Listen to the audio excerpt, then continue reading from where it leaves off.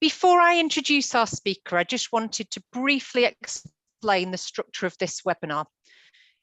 It's a very clear, well-organised webinar with a very obvious structure to it. Sheila will first explore the principles of vocab instruction before moving on to some of the practicalities around selecting which word to focus on, and then some of the strategies that you may use to build a child's vocabulary. If there's time at the end, Sheila will take questions that you may have. So as I've said, please pop those questions into the Q&A box and I'll post those to Sheila at the end. Tomorrow, you'll receive an email from us with a link to access the video recording of this webinar. So without further ado, it gives me great pleasure to introduce Sheila. Sheila joined the Bell Foundation as a trainer in November 2020. She has previous experience as an EAL specialist in primary and secondary education and over 15 years of experience as a teacher educator in continued professional development and initial teacher training programs at the university level in the United States. She holds an MA in TESOL along with qualifications in primary and ESL teaching. Among her most rewarding work has been the management of numerous grants providing training to teachers and administrators working with EAL students in partnership with local schools and education authorities. Her professional interests include academic language development through the lens of functional linguistics and promoting an assets-based approach to working with multilingual students and families. Over to you, Sheila. Well, thank you, Carolyn, and it's a delight to be with all of you. Looking forward to spending the next hour with you as we kind of talk a little bit about vocabulary development today. So Caroline mentioned some of this, but I would just like to kind of recap today's learning intentions. We are going to first quickly learn a little bit of why it's important to teach vocabulary, right? And some of the major principles around vocabulary development.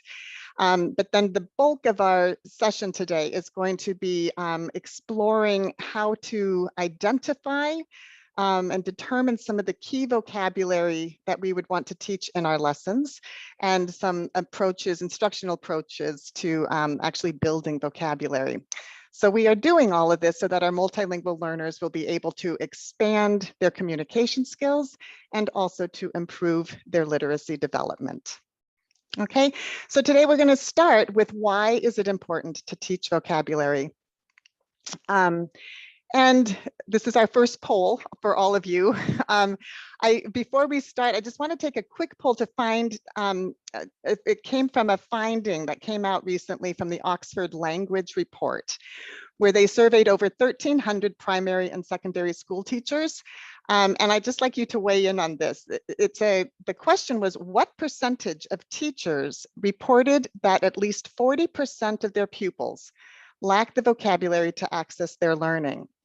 Was that 25% responded that way, 37%, or over 50%?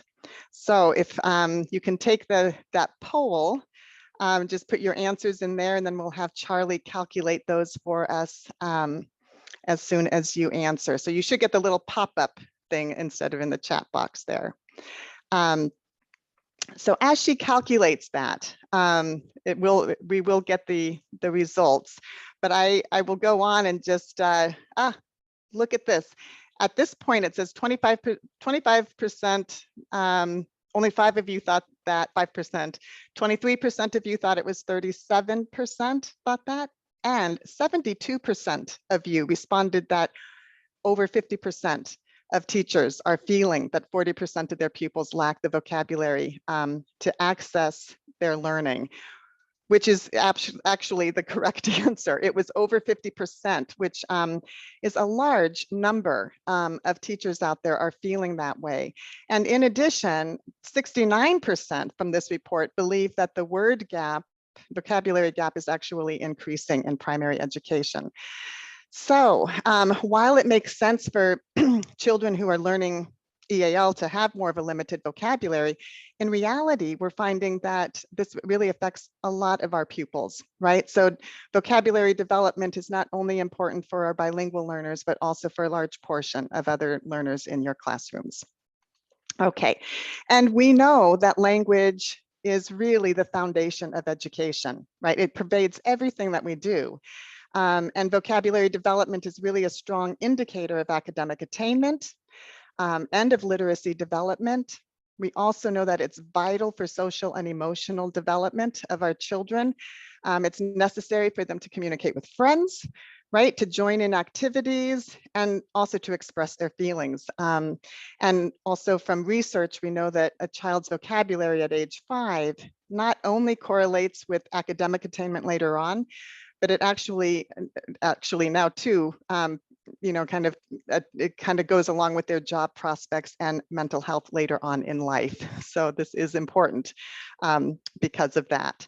So beyond the importance of building vocabulary, we know from a review of research that was commissioned by the Bell Foundation in 2015, that interventions for learners using EAL that are aimed at explicitly teaching vocabulary are particularly useful in terms of pupils learning that target language and in terms of wider literacy-based measures. So this talks a bit about the explicit teaching of vocabulary. And with all of this evidence and the guidance and all of that, as teachers, now we really cannot afford to leave vocabulary development to chance, right? We need to kind of move away from seeing vocabulary instruction as an addition to our curriculum and rather have it being something that is integral to our curriculum itself. Okay, so what can help us do this, really? And so we're going to turn to some well-established principles for guidance here to start with. And we know that vocabulary development happens in all sorts of ways for our children, both inside and outside of school. So a comprehensive approach is really a good way to think about vocabulary development. And so we're going to look at what that might contain or look like. And as I introduce these elements to you about this comprehensive approach in the next several slides, I want you to think about whether you feel confident with those elements, neutral, you're not quite sure, or not so confident in fostering each of these elements. So along the way, we'll have you think about that. So the first thing that we can do to develop vocabulary is provide a wide exposure, right, to a variety of texts, right, both fiction and nonfiction and stories, recipes, informational texts, all kinds of them. And also from a variety of multimodal sources, it's important. But it's also really important here to provide culturally relevant materials, right? And actually even texts in our learners' first language, right? So that they can leverage the assets that they bring from their homes and their communities as a way to connect to the material that they're reading, okay? So think about where you are at with all of that. And then another approach is to promote wide use of vocabulary by providing abundant opportunities, right, for our bilingual learners to use new words in a variety of different contexts and over extended periods of time. And from research, we know that it takes anywhere from like 12 to 15 encounters with the word before it really becomes a part of someone's vocabulary. So we want to foster this both within academic environments, but also within friendships, encouraging friendships, and with extracurricular activities, because vocabulary development happens across those areas. Okay, and then we also need to think of word consciousness, where children are playing with language, right? Exploring it. And I don't need to convince any of you as primary teachers that this is important, but it includes lots of things with rhyming and singing and chanting and playing and games and all of that type of thing, and getting them to be aware of those big, beautiful, wonderful words out there, right? In a fun way. And it's also very important, right? So think about that one as well. And then we should expose learners to wide reading. And this is where what we're really looking at here is introducing them to complex texts. And this is so that they can hear and be exposed to that academic vocabulary and begin to integrate those terms and words into their own linguistic repertoire, right? So we need to scaffold this obviously by interactive read alouds, guided reading, providing before, during, after kind of activities with reading and that type of thing. But we don't want to bring the text down to a level. We want to expose them to complex texts. Okay, and then this one, we also need to explicitly teach vocabulary, as we saw in Murphy's research earlier in the introduction here. But to explicitly teach this, we really need to intentionally plan for the vocabulary instruction. And that means that we need to know how to select the vocabulary that we're going to teach and to have effective instructional routines for doing that. And so both of those things we're going to be exploring in the webinar today a bit more. And finally, we also need to promote and value vocabulary development of a child's home language, not only because we want bilingual children who can connect with their families and the community and actually the wider world out there, but also because a learner's first language is really one of their strongest and best resources for learning a second language. So, and it's very much a part of their identities as well. And so we should cultivate the use of all languages and language resources in our classrooms. Okay. So that is the comprehensive approach. But before we head really into the meat of the webinar today, I want to acknowledge that some of you might be actually involved in or have a school-wide approach to vocabulary development in your schools currently that you are practicing. I know there are many of them out there. Some common ones here like Word Aware, at least in the UK, and Bedrock Learning, amongst others. And that's some of these school-wide approaches are fantastic, really, for vocabulary development. I want to just say today we're not really talking about a particular program in this webinar because we really are wanting to first think about our EAL learners as coming to us with a variety of language development levels to English. And so we are really wanting to look at where our bilingual learners come to us, whether they are new to English or developing competence. Some might be fluent in English as well. But what we're going to talk about today is thinking about our curriculum, starting with our curriculum, and then thinking about how do we identify the vocabulary needed to have comprehension of that curriculum for learners at different levels of learning English. Okay, so that's where we're going to today. And so we're going to move on to the bulk of this webinar and determining what vocabulary to teach, right? There's so many words, right?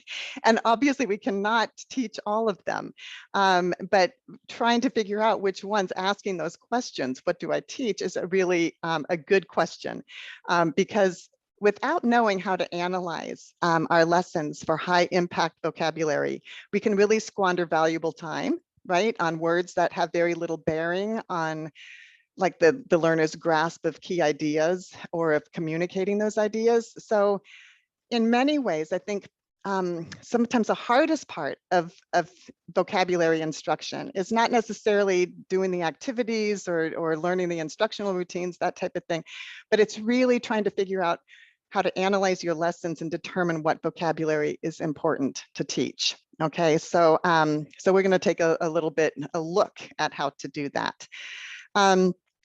And so one way to think about this is to consider categories of vocabulary, or what Beck et al. Called tiers of vocabulary from their work in 2002.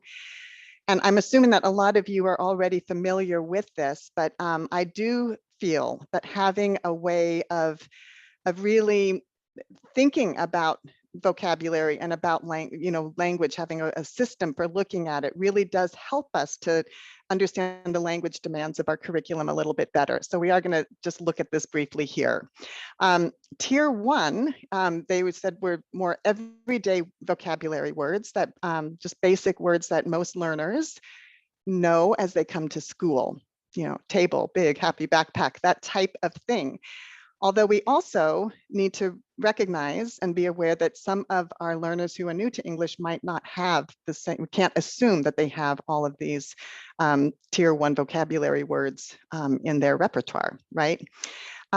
Tier 2 words, though, are the general academic vocabulary. Those are high utility, high impact academic words that actually cross over subject areas. So learners and children will be seeing these in a variety of places, like describe, compare, main idea, details, that type of thing. Tier 3 words are those domain specific vocabulary that are really discipline bound academic words that carry really the meaning of the content. Carnivore, photosynthesis, magma, that type of thing. And those are typically those ones that are kind of bolded in our curriculum at times. Okay, and I want to say that even having the system for looking at it is really helpful. It doesn't always necessarily tell us exactly, okay, well, what vocabulary should I teach now? So to do that, when you're really looking at what to choose, I think 2 additional principles would be very helpful to figuring that out. And the first thing that we really need to look at is the vocabulary that is useful for better understanding the text and the topic, like the big ideas of what the content that we are trying to communicate with our learners. And that we can kind of call that is the vocabulary to know, okay? And we also, though, need to think of vocabulary for effectively communicating about the topic and about other topics and other subject areas. So this is not necessarily the content, but how do we effectively communicate about that content? And we can sometimes call that vocabulary to go, because it's what you have to do with the content type of thing. So sometimes we can kind of think, not always, but generally we can kind of think of this as the tier 3 for the vocabulary to know and tier 2 for vocabulary to go. It's not always that, we can't really define it that explicitly, but I do think it helps us to kind of get away from just thinking about content words, right? It's something that we also need to consider vocabulary that kids are going to need to be able to use as they interact with the content itself.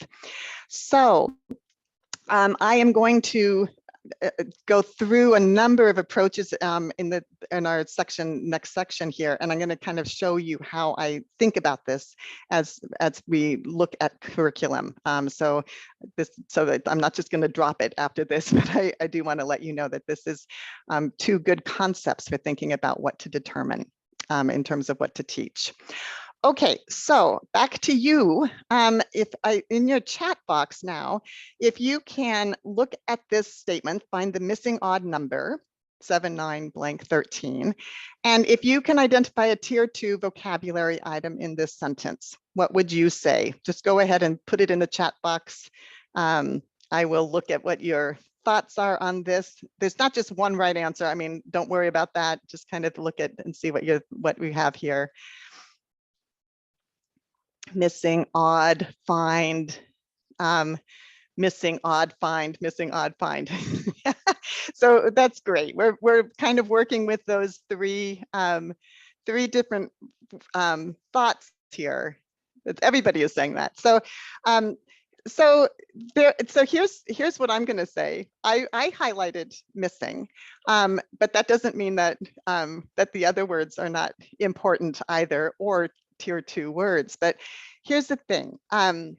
The point of having these categories is not that, oh, we have to make sure we get the right word in the right category. That's not the point. The point is to help us look at the language that we're using and to try to figure out, okay, odd or odd number, is that something that is more specific to, say, math? Is it the content is that something that I might cover as we go through the content of math, and they might see that from our math instruction.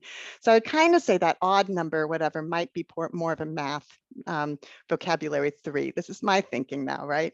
And then find the missing odd number. I chose missing because it's really what they have to do, right? There's something that is missing and they have to find it. And finding that missing number, I was thinking find was more of a tier 1. Your learners might come to school understanding that word find, but not necessarily all of your learners, or not necessarily, especially particularly those learners that are new to English. So find also could be something that we need to actually help some of those with. But the missing odd number, that word missing, might be something that is one that, find an odd number, they might say 7 or 9, but that word missing is really important there. And of course, learners will probably just look at the numbers and fill in 11, right? But if we want them to really focus on the language and on the numbers, maybe they could write a new problem for their partner or something, and actually use that word find the missing odd number, or for you to highlight that for them. So anyway, moving on, a couple other further considerations when you're identifying vocabulary. One is that, as we have mentioned earlier, is the prior knowledge of your learners, right? Because they will have a variety of different levels of vocabulary knowledge. But then also, we also will be considering which vocabulary gets addressed in depth, and which you would want to provide more just of a brief encounter with, right? Because sometimes you just need to give a brief definition or an explanation of something and then move on with what you're doing, instead of really explicitly teaching something in depth. So we'll look at that. And then also, how many vocabulary items to teach in a lesson? It's a question that gets asked a lot, and it's a good question.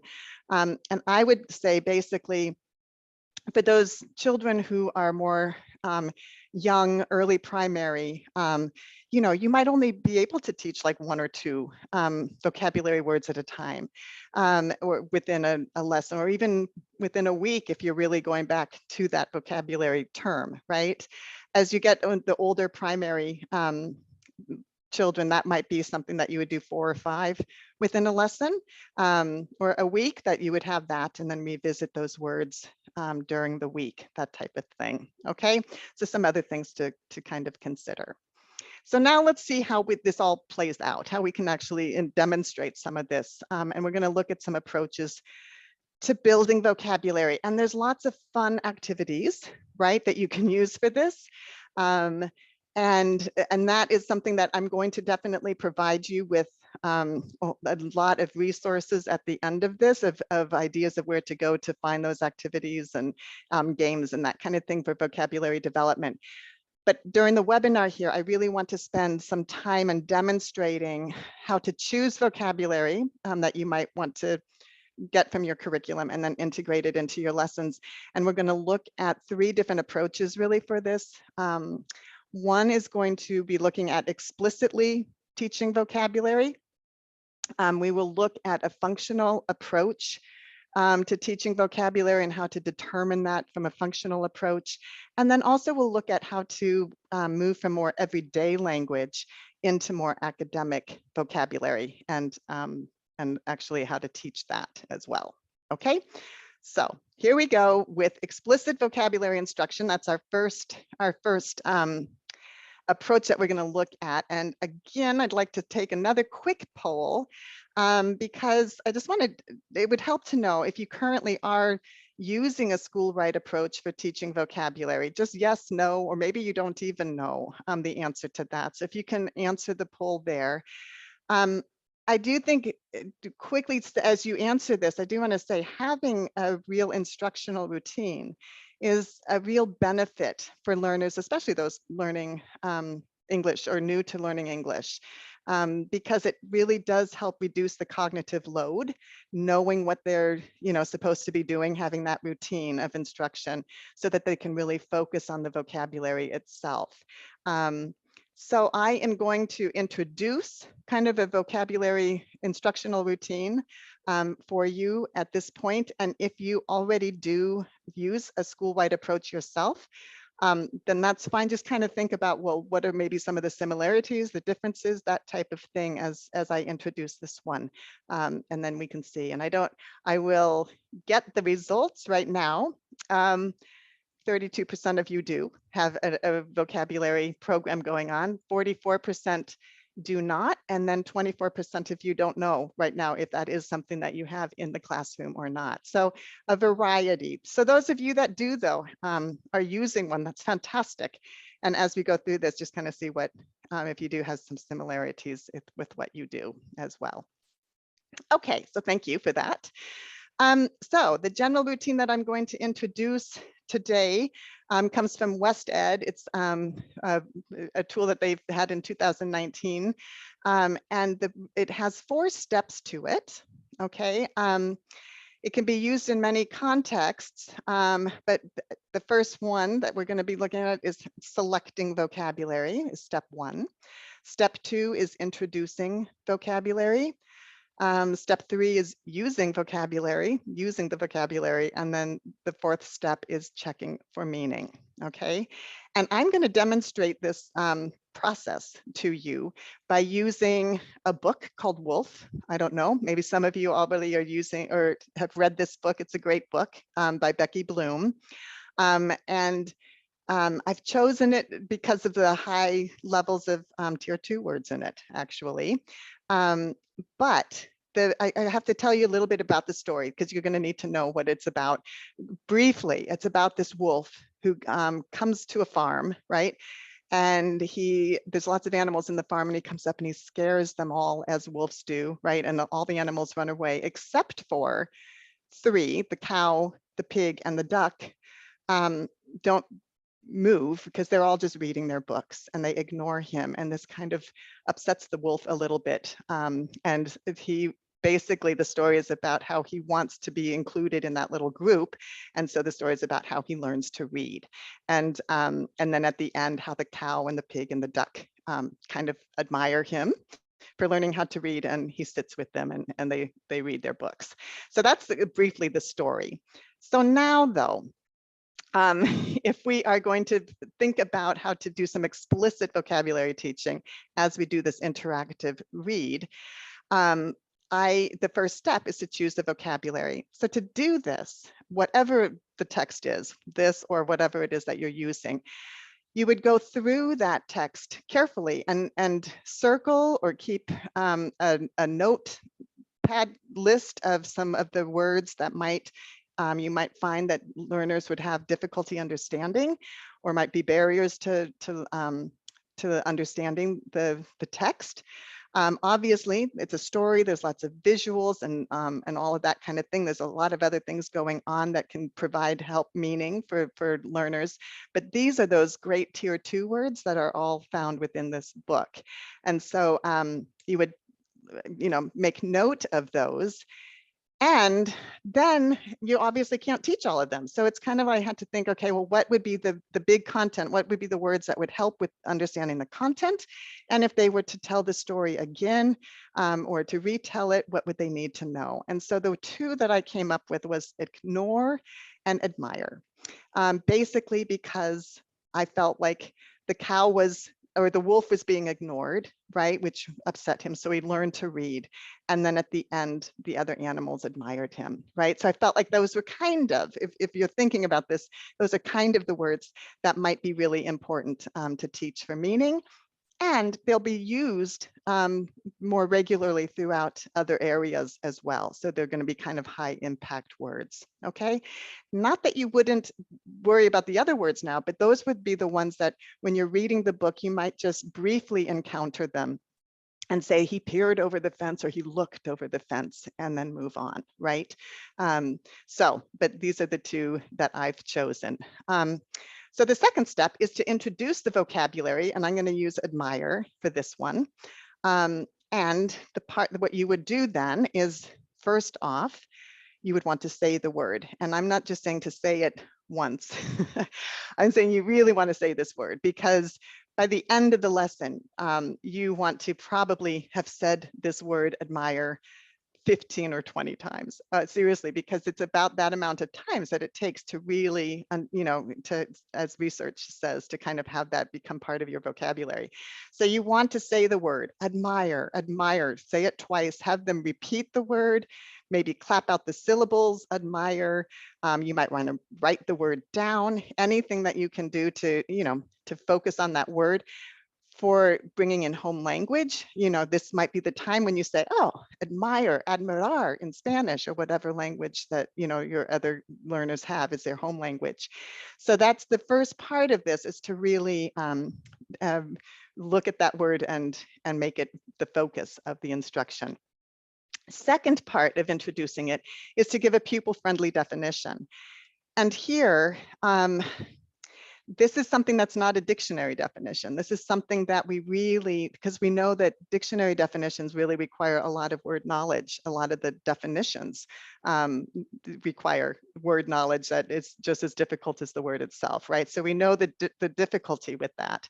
But this is for you to come up with a definition that is really going to be child friendly, pupil friendly, that they can relate to. So what I did here is I said, when you admire someone, you think they're great or wonderful, right? You can add the hand signs, whatever it is, to make it fun. You know, it's a big thing to learn this new word. And you might have them repeat it with you too. When you admire someone, you think they're great or wonderful, and then they repeat the definition and that type of thing as well. A quick tip about coming up with these, though, they can be really difficult to actually create. They're a lot, it's a lot easier said than done, really, with these. And I don't know if you've tried them, but it takes some practice. So I do want to say a quick tip here that really does help is if the word is a verb, doing the structure of, like, when you admire someone, you, or when you concentrate, you, or when you demonstrate, you, that type of thing. And this is helpful for a number of reasons. One, having a structure kind of limits the words that you use in the definition itself. And it also, again, helps with the cognitive load for your learners, because they're used to this kind of structure of presenting a definition. And also, when you say that word you, it really brings it right back to the student, right? When you demonstrate or when you admire, right? It kind of brings it to them, to their level. So that's a nice way to think about it. If it's an adjective, you might want to say someone who is impressive or someone who is considerate, something like that, something that is disruptive. Okay. Okay, so going back to introducing, we still have a couple more steps with this. You want to make connections with the book that you have just read. You might, because this is the thing that children, when they learn new words, they need something to hook it onto to remember it. So you will want to always provide the context, provide them with context for thinking of new vocabulary words. So you might go back to the book and say, remember when the wolf wanted the cow and the pig and the duck to like him, to think that he was great and wonderful? They wanted him to, right, admire him, right? So bring it back to the book that they have just read. And you will also want to make other connections to other areas. When you're teaching new vocabulary, you want to use that vocabulary in a number of different contexts as well, when you're explicitly teaching it in depth, right? So for this, you might do something where you give some examples, like, I admire my grandmother because she's a great cook, right? Or I admire my sister because she's really good at soccer, right? Or sorry, at football. That's my American thing coming up. So I admire my sister because she is really good at football. Okay, so you get the point there. And the pictures really help with the comprehension for your, learners using EAL and that type of thing as well. Okay, so give some other contexts, and then is the time for them to start using the vocabulary. Right. And this whole process should probably take around 7 to 10 minutes, I guess. It depends on, once you get the routine established, you know, your learners are quite used to it, but it will take some time, you know, that's about the time that you will need to use to introduce all of this. But when it comes time for them to use it, then you would want to give them a model of what they are needing to do. And here I've used a firefighter, and you would tell them, I admire firefighters because they help people. Or, I admire firefighters because they save lives, that type of thing, right? So you're giving them the model of the language that they need to use, and then they go off and they are going to share this with their partners, like why they admire firefighters, right? Some might have lots of reasons right away. They have to use the frame, I admire firefighters because, and others might want to use the examples you gave if they're not completely, you know, used to the language themselves. So, and I always I always try to let them practice what they want to say first before they actually turn to their partner and say it. So, you know, pretend microphone or whatever it is, have them practice it.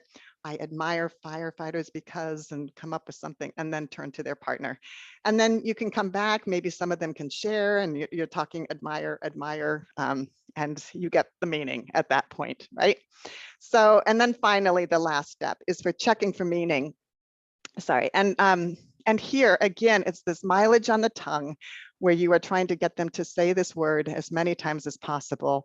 And so here, the idea is they're going to just say admire or not admire. You might have them work in partners, give them a number of pictures and have them, one of the partners turns over the picture and the other one says admire, not admire, right?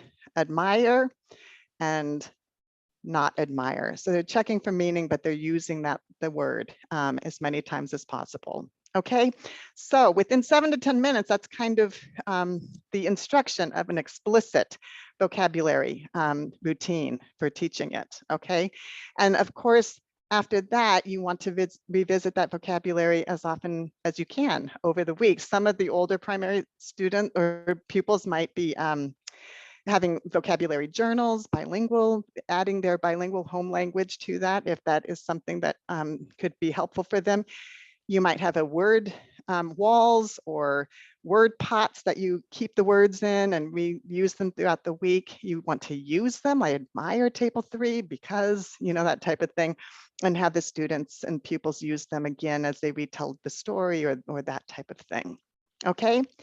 So back to you. That was a lot of information, but I want to have you just think of this now. You don't need to put it into the chat box, but I want you to think about if you were to create a pupil-friendly definition for the word concentrate. What would you say? Just think about that, concentrate for your pupils.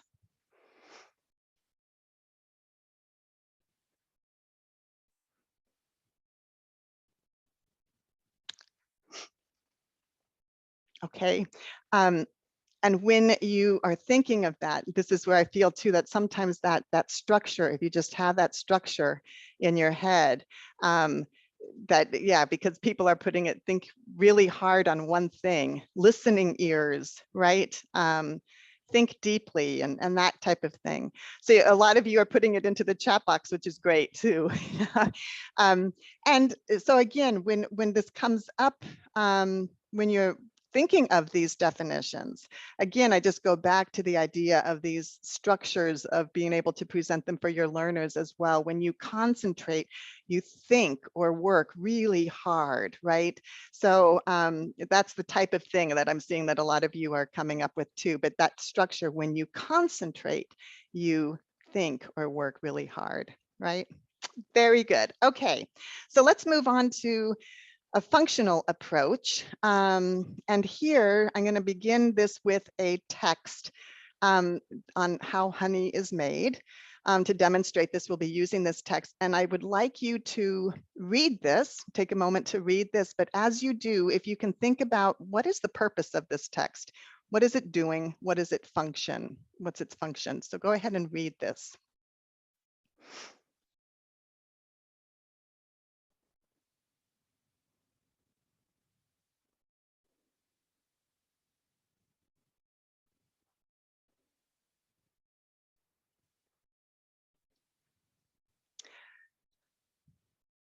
Okay, so as you probably were thinking, okay, this is a text that's kind of explaining how honey is made, right? How bees make honey.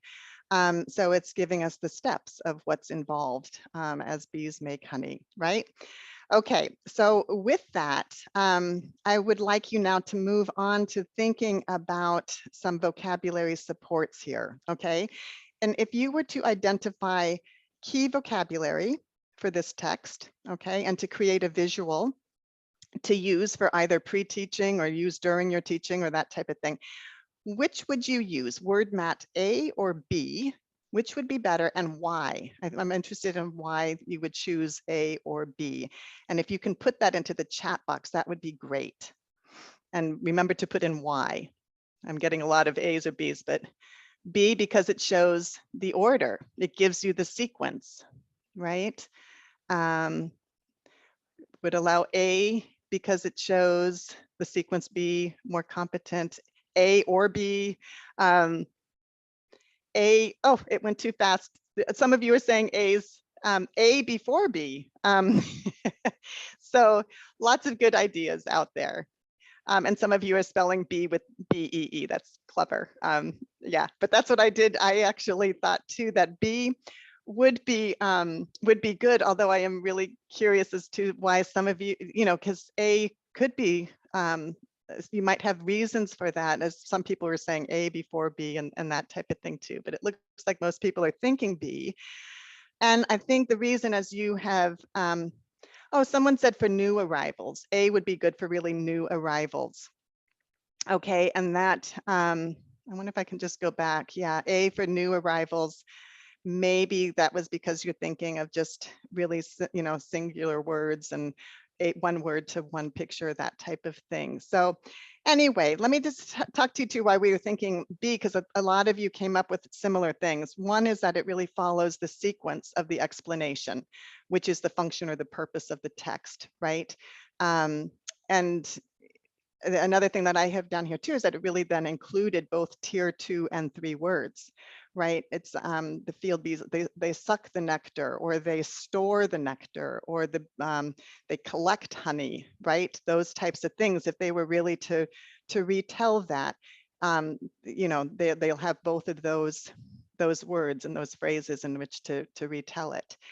And it also kind of supports the learners in using the vocabulary, as I said, to retell the story. It's in the order, it gives them more to go on if they were to retell this. And the vocabulary is in phrases instead of just individual words. And I think that, there is a place for just individual words, and maybe that's why the person said A before B, that type of thing too. But I think it's really important to think about teaching vocabulary in phrases, because let's look at this if we can. Think of the word volume, okay? And if we were to just teach that one word volume, think of how the definition changes really based on the context, right? And the phrase, it's teaching the words within these phrases really does help provide context of what the definition of these words mean. So sometimes that's really important, or even if there's multiple meanings, it's important for learners to actually have that phrase so that they can really get more context for what the definition is and that type of thing. The other thing that we want to consider with phrases where collocations really is some words have other words that just go with them. Turn in, turn over, turn around, and the meaning really changes. Break up, break through, break out, right? If we were to just teach break and up, those would be two, vocabulary words they would need to know, but break up is completely different meaning, right? So these types of words, collocations need to be taught as well. And then some words and just kind of go together for fun all the time. And so that's also a way to think about it. So I think the big tip here that we're trying to get across too is that really in terms of a functional approach of thinking of supporting learners with vocabulary and vocabulary development in your curriculum is to think about, well, what's the function and what's the purpose of the text or the task that we are going to be doing, if it's the life cycle of a butterfly or the water cycle or whatever. to teach that vocabulary in some, as we have here, some graphic organizers or that type of thing, that they can really get the meaning of the text, not just from the single words, but from a couple maybe phrases, and also the structure of the text itself. So it's just a helpful tip, really, instead of, which I think all of you already know, is to not just provide a list of vocabulary words that you have to come up with definitions for, right? Okay, so quickly before moving on to our last piece here, I would like you to go back to this this honey text and think about if your learners were to retell the story or the explanation, if they were to retell this and explain it to you, would there be other vocabulary items that you would highlight, maybe not explicitly teach, but that you would highlight that they would need in order to retell the sequence? Okay, so go ahead and put those in the chat box and we can kind of see. Collect, empty, first, time connectives, sequences, after, then, finally. You guys are really smart out there. Sequencing words, exactly. Okay, I can tell you're all teachers out there. So yes, that's exactly, that is something that if our learners are to actually retell something like this, again, it's not just those tier 3 words that we need to be teaching. They also need to have the time connectives that so many of you are putting into the chat box there. The first step, after, then, over, time, finally, that type of thing. And again, this is something that we should highlight. Word walls, kids, students get really excited about, 3 days later, or whatever the time connectives is that they can add to those and practice those. And again, not something that you might explicitly teach, but that especially learners with, that are using EAL would really benefit from having these highlighted and shown to them so that they can support them with retelling as well. Again, tier 2 words that are just as important as tier 3 and that type of thing. Okay, so here we go. The last one that we have today is building upon everyday language. This is another approach to thinking about vocabulary that I think really does have implications in terms of how you plan your curriculum and unfold your lessons. And so let me quickly explain what I mean by that. But it's a way of thinking about lesson planning in terms of vocabulary. Okay. So to demonstrate this, I guess it could be a key stage 1 or 2 lesson, really. And the idea is that you're doing a report on, or your learners are doing a report on their favorite mammal, say, okay? And so they are going to need some academic vocabulary because you are going to want them to write about the characteristics, diet, behavior, and habitat, right, of their favorite mammal. So when we think about that and introducing those terms, how do we do that? It's really important to always, I think, when you think about vocabulary, that you have the context first within everyday language, within everyday understandings of the context, and then to add the academic vocabulary onto that. Again, your learners need something to hook these new words onto. Okay, so what that might mean then is that you might design a lesson where your learners will first, in pairs or partners or that type of thing, talk to each other about anything they know about the mammal, the cat, right? Something that they probably all know or have seen or that type of thing. And for home language, you can maybe pair partners up that share the first home language, if that's a possibility, or that type of thing. But as after they start talking about all of these, they can share them out. You can record their ideas, and as you are recording their ideas, you're being very careful in terms of what columns you are putting their ideas into. And again, just briefly here, a good time to mention, for those that might have other languages besides English that they're using, the Google Translate app has that audio translation app there. And if they speak into that translation app, then it kind of puts it right, it writes it back into English, which you can then add onto the columns and they can write it up there as well. Okay, so another way of bringing in home language. But now your learners have in their heads this context of all this different information. And that is then when you can introduce now the academic vocabulary. Already they have all of these examples, right? And the context is already there from their minds, from their worlds. And then you can, you know, explain cats love tuna and they drink milk, and that's what we call their diet. It's what they eat, right? Or behavior, climbing trees, scratching, you know, that type of thing.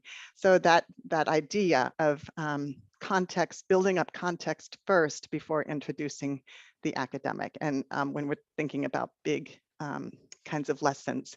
So think about this. Just thinking of this one, what types of activities could you provide to build up context before introducing these words? What would you do?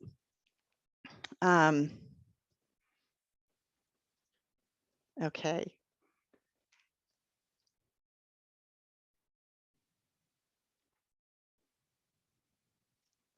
Great. Some people are adding it to the chat box too, which is great. And I think this is what we're thinking. It makes total sense that you would, you know, have your learners really experiment and practice looking at magnets and seeing what it's all about and that type of thing. And using the language that they know as they are coming up with the context for this. Try that, it sticks, it goes really fast, that kind of language that they would be using before then you would bring in the words attract and repel, right? And you have their knowledge and their language first in which to say, you know, oh, you know, when it doesn't come together, it's repelling and that type of thing, right? So you've got their understanding of it before you bring in those words, and then, you know, then is when you can start again talking about it, reading about it, or writing and using those words repetitively over time. Okay, so again, this last thing, because I don't want to leave without mentioning the benefits of classroom talk and of having learners speaking with each other, and of having also with the teachers really listening to our pupils' language and bringing the academic language and those vocabulary words into the conversations as you know, as we are conversing with each other. And so I think that is a huge way to repetitively use those words, is that we really need to listen to our learners and bring in that vocabulary as much as we can, right?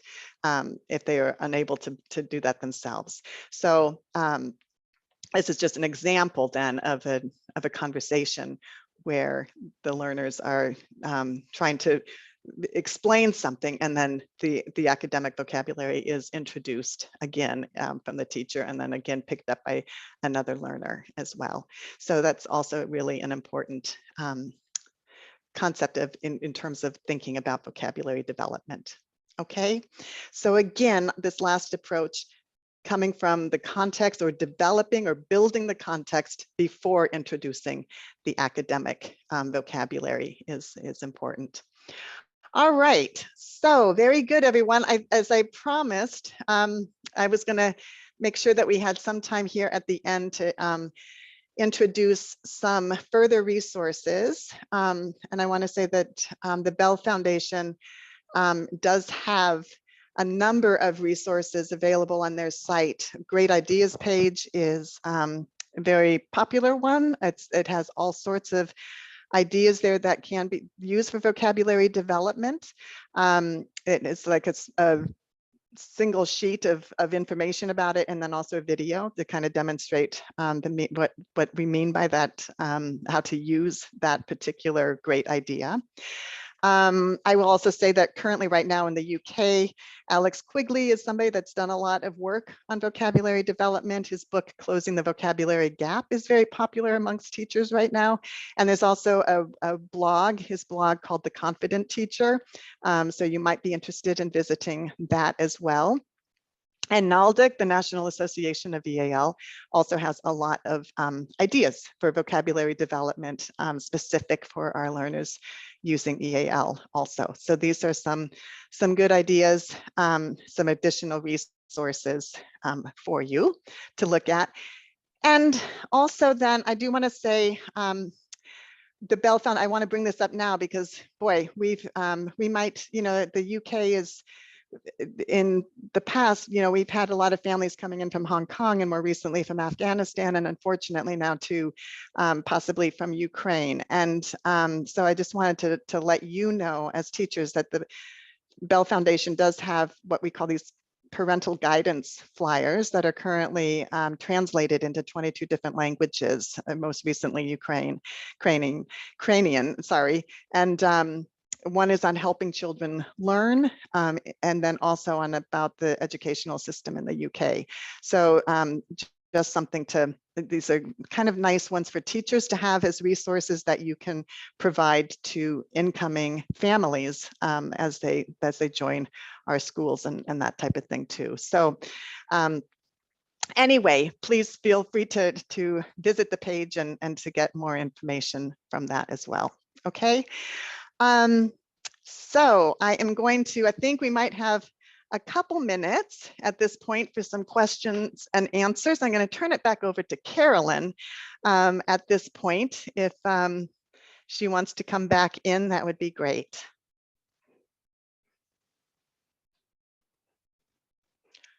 Although I don't think we can't hear you, Carolyn. I don't know if you're on mute. No. Try and unplug, replug of the headset.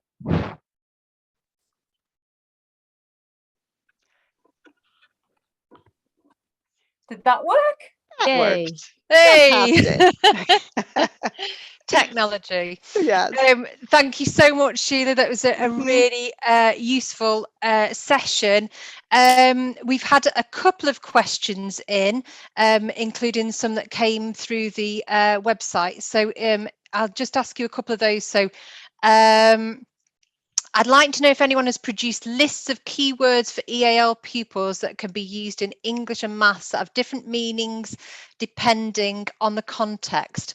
So you've already given us some ideas on this, and I'm going to share a link in the chat box on that one so that everybody can see that. Here we go. Fantastic. There we go. That one's done. And we've got a question about assessment, which I will speak about in a second, if that's okay. And so Belinda has also asked, do we have a subject-wise list of vocabulary? I think, Carolyn, the one that you listed already in the chat box, Yeah, I think that one is by subject, actually. No, it's now saying it's not available, and it did work for me. So I'll share that again. Okay. And then we've also got a question about phonics and the use of phonics. So, and the importance of phonics in terms of vocabulary. Let me just share this again.